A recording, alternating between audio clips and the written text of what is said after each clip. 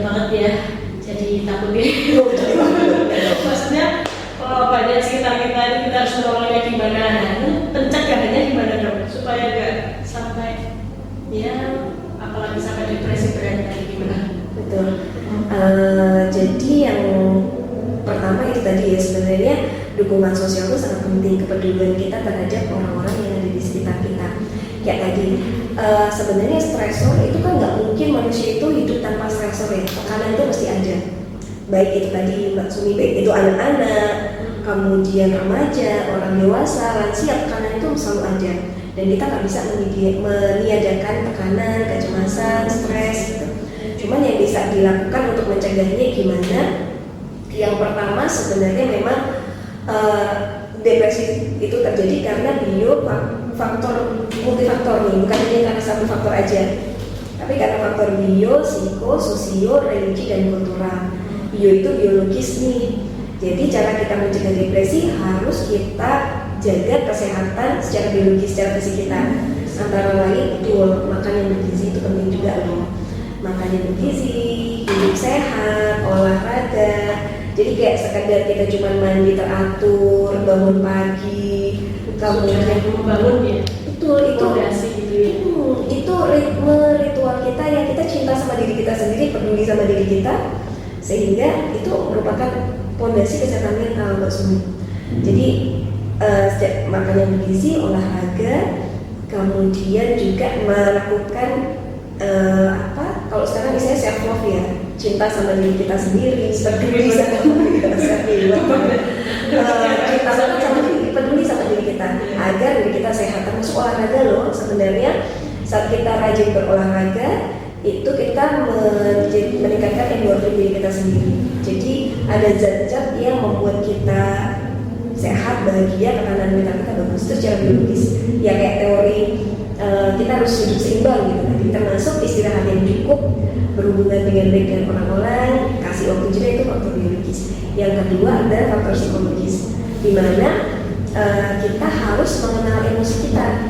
Oh, aku lagi capek nih, berarti aku harus istirahat.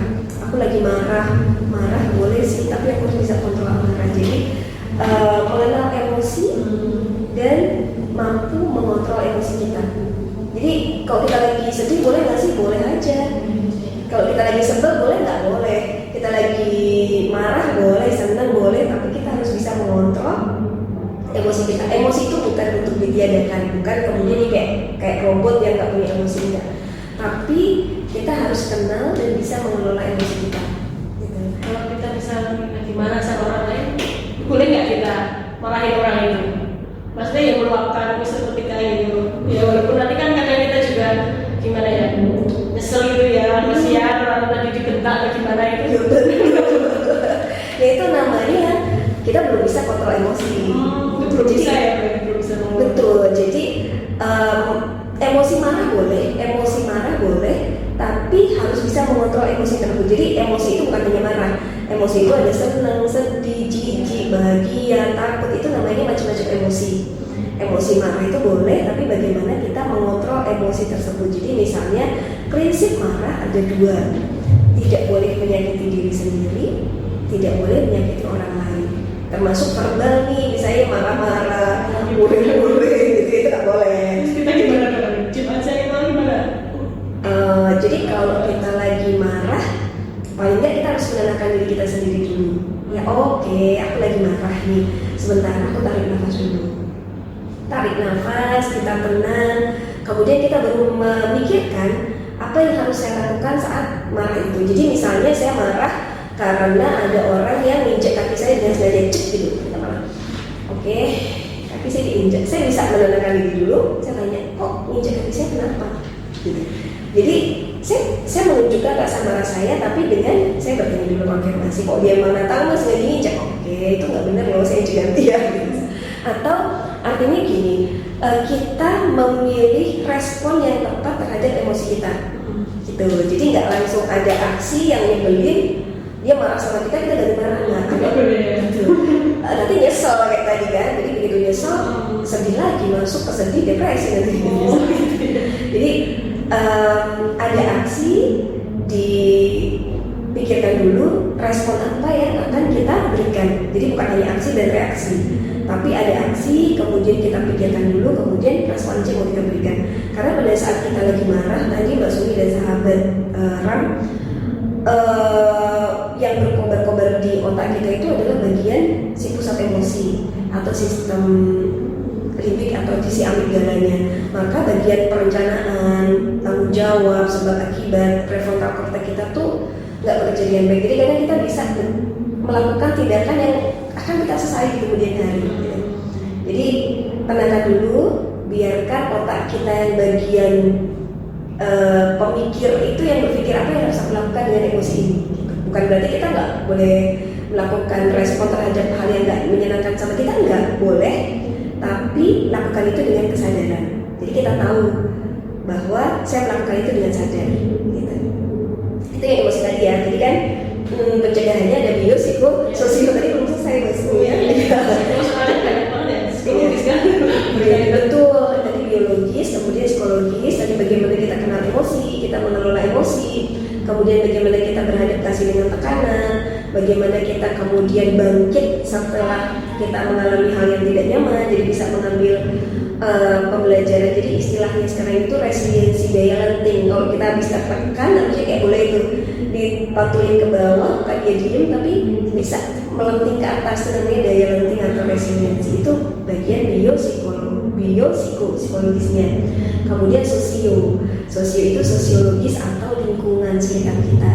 Jadi untuk mencegah depresi, ke pertanyaan yang tadi nih, yang pertanyaan mencegah depresi tadi ada faktor biologis, kemudian psikologis, sosio. Nah sosio itu lingkungan yang lebih luas lagi kayak keluarga, bagaimana kita sebagai keluarga saling mendukung antar anggota keluarga, menciptakan tempat yang aman, nyaman, saling support, termasuk lingkungan pekerjaan. Itu kan rumah kedua kita tuh. Lingkungan pekerjaan itu juga faktor sosiologis tadi yang akan mendukung kesehatan mental kita. Ya. Kemudian yang keempat adalah religi dan kultural. Ini lebih luas lagi cakupannya. Kok tadi kan biologi sendiri, bio, psikososio, religi dan kultural. Dimana dia juga bisa menjadi faktor pelindung kalau misalnya kita memiliki nilai-nilai, norma-norma, kemudian kita memiliki aturan-aturan, ketaatan dalam ibadah, itu sebenarnya faktor protektif juga terhadap kondisi depresif. Atau lingkungan masyarakat yang saling mendukung, itu akan meningkatkan ketahanan mental kita terhadap depresi. Gitu. Jadi empat itu tadi sebenarnya. Jadi agama ya, maksudnya religi itu tadi mendukung juga ya. Betul. Tapi kan banyak kan sekarang juga imannya belum kuat, kan banyak yang mengatakan gitu, makanya jadi kayak gitu. Betul. Kadang orang yang lahir depresi, orang yang depresi itu. Betul, depresi dengan iman kamu nggak kuat, kamu kurang bersyukur, kamu padahal nggak yang gitu. Betul. Sekarang atau zaman dulu juga ada. Dari zaman dulu seperti itu, padahal sebenarnya enggak, teman-teman sahabat Ram. Depresi itu murni karena gangguan mental. Dia bukan karena kurang iman, kemudian bukan karena kurang bersyukur, kurang beribadah, bukan sama sekali.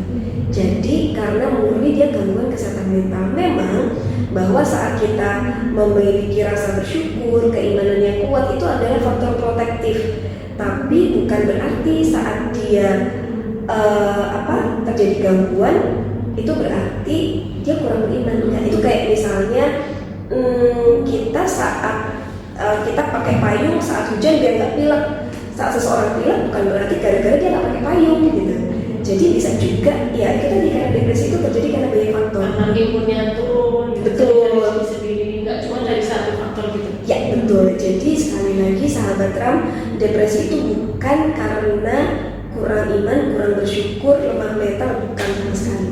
Tapi dia benar-benar merupakan gangguan kesehatan mental yang bisa diterapi, bisa diobati. Saat misalnya mendapatkan penanganan yang tepat, maka seseorang itu akan bisa lebih optimal kehidupannya. Kehidupannya juga akan lebih berkualitas. Misalnya pada remaja yang awalnya dia kena depresi, jadi nggak mau sekolah, prestasi belajarnya turun, sukanya marah-marah atau nggak mau keluar rumah. Saat mendapatkan terapi yang bagus, dia paling tidak bisa kembali seperti saat dia belum sakit. Dulu waktu SMP dia berprestasi loh dok, gitu misalnya. Ya saat dia mendapatkan tata laksana yang tepat, dia kembali bisa berprestasi, ya kayak gitu. Jadi bukan lagi disalahkan, ih kamu gak mau belajar, kamu malas, dulu kamu bisa, sekarang gak bisa, kamu ngapain kamu gitu. Semakin dimarahin makin sedih gitu. Karena dia adalah gangguan kesehatan yang memang harus kita bantu, bukan untuk kita hakimi, bukan untuk disalahkan gitu Mas. Gitu ya. Kalau aksi nyata di Jawa Timur, aksi nyatanya untuk menghindari depresi itu sendiri gimana? Nah, misalnya kalau kita menghadapi orang yang itu tadi memojokkan kita atau menghindari lah ya, menghina, misal kamu malas gini kan jadi semakin depresi, semakin sedih, jadi depresi. Itu gimana? Aksi nyatanya kita harus menghindari orang tersebut atau gimana? Ini sebagai orang yang si depresi atau sebagai orang yang temannya si depresi nih? Ya, dua-duanya. Kita lihat depresi dulu. Depresi dulu, baik. Jadi teman-teman kalau sebenarnya kita ngerasa sedih ya, kemudian ada teman yang kayak kita nggak empati banget sih, malah nyalahin aku, ya udah kita abaikan dia nggak tahu sih, dia nggak tahu rasanya. Aku tuh sudah berjuang loh menghadapi rasa nggak nyaman itu, aku tuh udah berjuang banget kok malah disalahin. Ya udah, bisa pertama cari teman yang bisa memahami. Kalau nggak datang ke tempat profesional gitu ya. Iya betul, datang ke sini nanti saya akan jelaskan apa sih kalau misalnya ada orang tua atau orang terdekat yang dia masih ngejudge gitu ya. Yaudah diajak aja yuk, anterin aku keram, nanti biar kita dengerin sama-sama dan dokter Linda kayak apa penjelasannya. Itu yang pertama, kalau dia tidak menemukan seseorang yang bisa membantu dia. Ada kok pasien-pasien yang seperti itu dan dia datang sendiri, memberanikan diri untuk datang keram dan alhamdulillah kondisi yang baik. Memang butuh effort banget ya, udah takut nanti gimana di sana, bentuk jiwanya kayak gimana gitu kan, takut. Gak apa-apa, kita gak akan banget kok. Itu yang pertama. Kemudian yang kedua, sebenarnya ini untuk sahabat Ram semuanya ya, kita sebagai orang yang peduli sesama orang lain atau mungkin sebagai orang yang depresi, bahwa depresi itu tadi gangguan kesehatan mental. Kalau kita bandingkan kayak orang yang kesehatan fisik, misalnya lagi batuk pilek nih, hampir semua orang kan pernah merasakan batuk pilek, jadi tahu rasanya. Tapi kalau depresi kan banyak orang yang belum sadar aku tuh sakit apa sih. Jadi betul. Kalau misalnya orang yang lagi batuk, kemudian sebelahnya tuh bilang, kamu jangan lebay dong, ini lagi rapat, tolong tahan batuknya. Kira-kira bisa nggak Mbak Sumi? Gimana rasanya kita sebagai yang lagi batuk begitu kan? Ya rasanya ya gimana ini? Maksudnya refleks gitu ya, batuknya betul, nggak boleh. Betul, itu beneran. Jadi teman-teman, kalau kita melihat teman kita lagi sedih, dia lagi sering nangis, kemudian nggak mau ngapa-ngapain, ngerasa bersalah, merasa nggak berharga, kamu jangan lebay dong, mau positive thinking dong, jangan kayak gitu. Bisa jadi kok dia memang depresi, dia itu sebenarnya udah berjuang banget untuk mengatasi itu, tapi ini merupakan gangguan kesehatan yang di bagian otaknya itu ada suatu zat yang tidak seimbang sehingga menyebabkan dia merasakan hal itu. Sama kayak misalnya kita lagi sakit tenggorokan, karena ada peradangan di tenggorokan kita, leher kita jadi gatel, kita jadi pengen batuk, itu kan nyata ya. Sama kayak gangguan kesehatan mental, ada ketidakseimbangan namanya neurotransmitter yang ada di otak sehingga menyebabkan rasa sedih, rasa bersalah, merasa masa depannya suram, merasa kayak nggak mau makan, merasa tidak bisa, memang nggak mau makan, nggak bisa tidur. Itu tuh benar-benar respon tubuh tuh. Jadi kok dibilang jangan lebay dong, positive thinking dong, nggak bisa. Itu mirip kayak kita menasihati orang batuk, kamu jangan batuk dong, kamu jangan bilang positive thinking, be positive please, jangan pilek gitu. Nggak bisa kan? Sama kayak orang yang depresi sedang atau berat sih. Kalau ringan mungkin masih bisa tuh diberikan supportif kayak gitu bisa. Kalau sedang atau berat, ya dia makin itu mirip kayak kita yang lagi batuk atau pilek, kemudian dinasehatin, kamu jangan batuk pilek, kita kemarin kan jajan dawetnya bareng, aku aja nggak apa-apa, ngapain kamu pilek, lebay gitu kan. Itu sama kayak kita tuh mengalami ujian yang hampir sama, aku aja bisa, kenapa kamu enggak? Nggak boleh kita ya. Betul, itu mirip kayak gitu. Lebih baik kita udah diem gitu. Maksudnya ya nggak juga, berikan dukungan dong. Kayak kita lagi batuk, misalnya kita kemarin jajan dawet bareng ya Mbak Sumi, kemudian saya batuk, Mbak Sumi bilang, ih kamu lebay bu, kenapa sih batuk, aku aja enggak, itu kan nggak enak ya. Tapi kok diem aja juga nggak enak juga. Jadi oh lagi batuk ya, mau jahe anget gitu kan enak tuh. Ih baik banget sih Mbak Sumi gitu kan. Sama kayak teman kita ngelihat dia itu kayak ada tanda-tanda depresi ini menurut kita, kamu lagi sedih ya, kalau kamu mau cerita aku siap dengerin loh gitu. Jadi itu aja sudah membuat bener kamu dengerin aku. Tapi kalau dia lagi gak mau cerita ya jangan dipaksa. Kalau kamu udah mau cerita, kamu siap cerita, aku siap dengerin, aku temenin di sini ya gitu. Itu udah gimana rasanya, aku itu lagi sedih kemudian dia dong tenang ya, walaupun cuma ditemenin, kita gak ngapa-ngapain, aku boleh temenin kamu di sini. Walaupun cuma bilang kayak gitu juga kita jadi gimana gitu ya, lebih ada celah gitu ya, lebih membuat nyaman bagi yang sedang merasakan sedih gitu. Walaupun nggak harus ayo dong cerita kamu sedih apa, kalau belum mau cerita gimana rasanya, ya nggak pengen gitu kan gitu. Jadi yang dulu mungkin perlu waktu. Betul. Jadi paling tidak kalau kita melihat ada teman kita, saudara kita, rekan kerja, paling nggak empati, kamu baik-baik aja, kalau kamu ada yang ingin disampaikan aku siap dengerin kok gitu. Kalau dia enggak kok apa-apa, oke nggak apa-apa, kalau ada apa-apa cerita ke aku ya. Kalau dia belum mau cerita nggak perlu kita paksa. Kalau dia mau cerita, dia percaya sama kita, dia pasti akan cerita. Kalau ternyata memang kita ngerasa dia butuh bantuan, ya harus diantar ke profesional kita. Ya semakin jelas ya. Jadi teman-teman kita, kalau sahabat Ram, kalau kita merasakan sedih jangan dibiarkan untuk berlarut-larut. Oh iya, satu lagi Mbak Sumi mohon, dan sahabat Ram saya ingat, kadang-kadang depresi sedang itu munculnya karena kita nggak terbiasa tahu emosi kita, itu kadang munculnya itu di keluhan fisik tuh. Jadi kayak betul, karena dari otak kita itu dia nyetrum kayak namanya HPA aksis, hipotalamus adrenal pituitary aksis nih. Ya, hipotalamus HPA pituitary adrenal aksis itu jadi nyetrum ke sistem-sistem saraf otonom kita. Jadi kayak pencernaan, kemudian pernapasan, kardiovaskuler atau denyut jantung. Jadi kadang kita ngerasa kok aku sering sakit lambung ya, aku ya udah periksa ke dokter penyakit dalam, kemudian dilakukan beberapa pemeriksaan di sini normal. Atau mungkin sering nyeri kepala kok nggak sembuh-sembuh ya, udah diberikan obat, sudah datang ke dokter saraf tapi masih nggak membaik.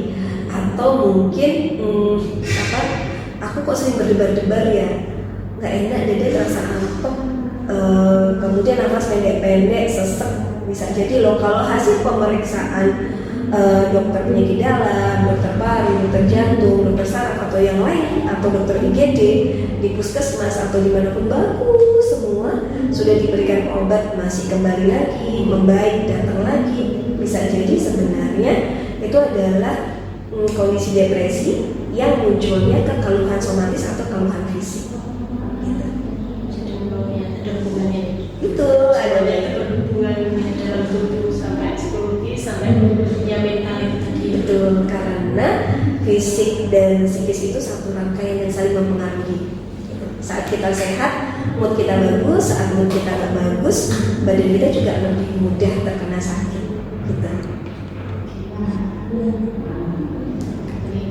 Baik, mungkin ada lagi yang kita bahas. Sepertinya saya rangkum itu tadi untuk depresi. Jadi depresi pada remaja itu jelas mungkin bisa terjadi ya sahabat Ram. Jadi kalau ada teman kita atau saudara kita itu yang mengalami tanda dan gejala depresi, jangan biarkan saja ya, segera konsultasi ke yang berwenang ya, maksudnya yang bisa menolong kita, tenaga profesional yaitu dokter Dina. Bisa langsung datang ke Rizky Amalia Medika, ketemu dengan dokter Dina Arini, spesialis psikiatri langsung ya. Beliau ini sangat baik hati, sangat sabar. Mungkin itu saja ya dokter yang kita bahas kali ini. Mungkin kita akan bertemu di podcast selanjutnya. Teman-teman sahabat Ram, jika ada yang mau ditanyakan mungkin belum lengkap ya, ini soalnya kalau bahas mental itu banyak banget ya. Ini tadi baru sebagian kecil kayaknya Dok. Betul, masih banyak itu. Saya diajak ngobrol ini mungkin betah berjam-jam begini. Sebenarnya saya juga mau coba. Iya, sahabat Ram, jika ada yang ingin